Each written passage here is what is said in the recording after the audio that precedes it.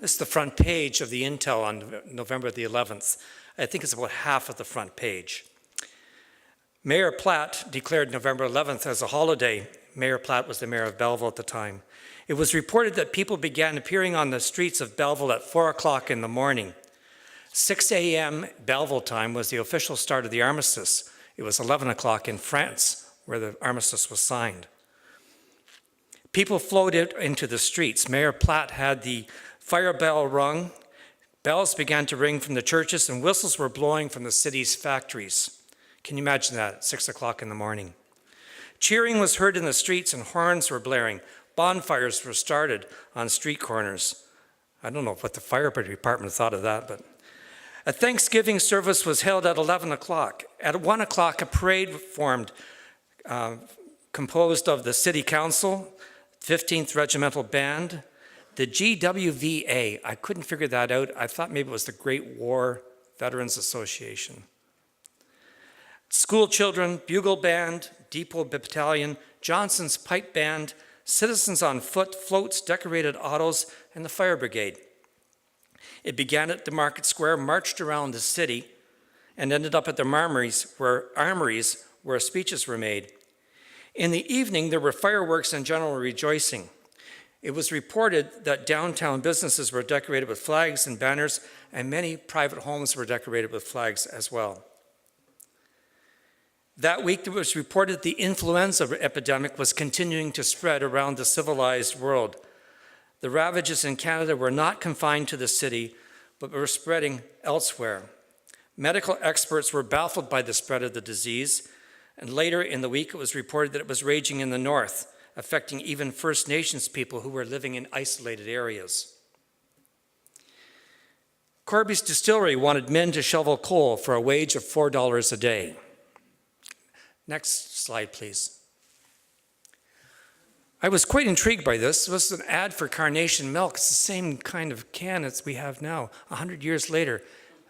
I thought that was must have been a fantastic advertising logo.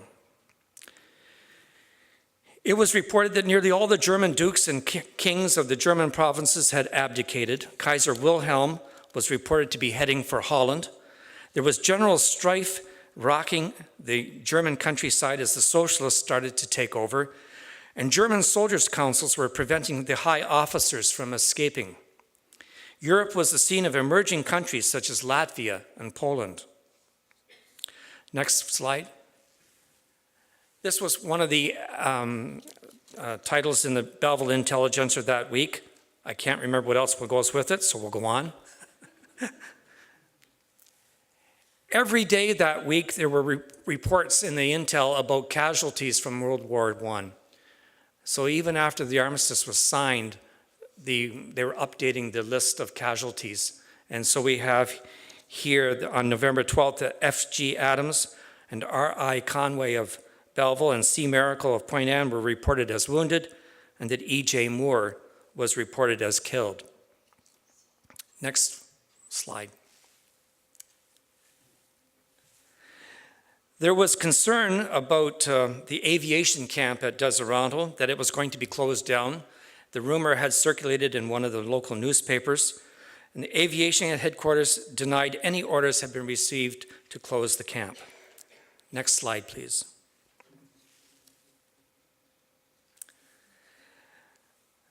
Disturbing news was coming out of the Eastern Front of a Russian program that was threatening the wholesale elimination of every member of organized bodies and class. This was the beginning of the Bolsheviks eliminating people who disagreed with the establishment of communist rule in Russia. Stroud's, a prominent downtown store, was advertising ash sifters for 25 cents, corn door mats for 20 cents, and stovepipe polish for 15 cents. And 14 rolls of toilet paper could be purchased for $1. Next slide, please. Ads were beginning to appear that used peacetime as an incentive for buying. The school board that week was petitioned by a gentleman from Peterborough to join in petitioning the government to change the use of kindergarten to a more suitable word, the present form being of German origin. And Mr. Woodley reported to the school board that the 2 rifles missing from Queen Alexandra School had been returned. Now that left a lot of questions in my mind. Next slide. Every day that week, there was an ad in the paper advertising victory bonds. And this is a little boy begging God to bring his daddy home. And they were trying to get people to buy victory bonds to help send the troops back home again. Next slide. Even Labatt's Beer was trying to get in on this peacetime advertising.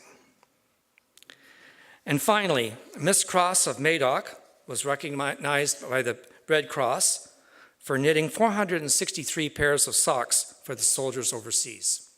Thank you.